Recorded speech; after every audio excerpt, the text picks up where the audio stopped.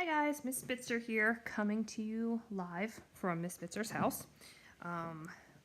As part of our fibers unit, we are going to learn some different weaving techniques, and this one we're going to do right now is going to be called the Egyptian knot weave.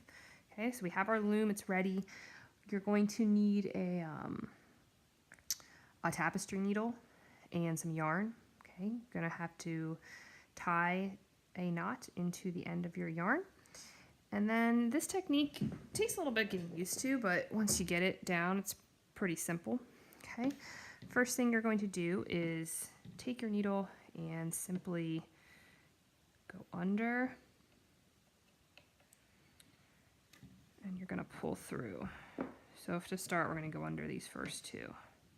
Okay, kind of let your end there. And then you're going to backtrack. Okay, you're going to come, you're going to wrap around and then come under your second string here. Okay, kind of have to hold that tail down with your finger for now so it doesn't come loose. Okay.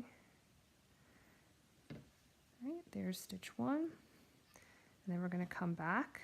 We're going to come through the next one under.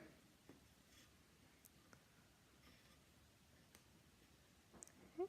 Same thing, we're going to backtrack. We're going to come, loop around the one we just went under. Okay, go under again, pull.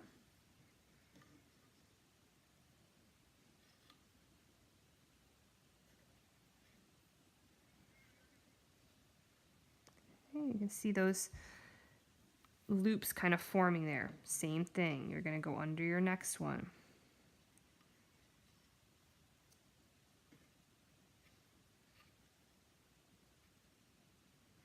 And you're going to backtrack over top of your next, or of the prior, and then come underneath, pull through.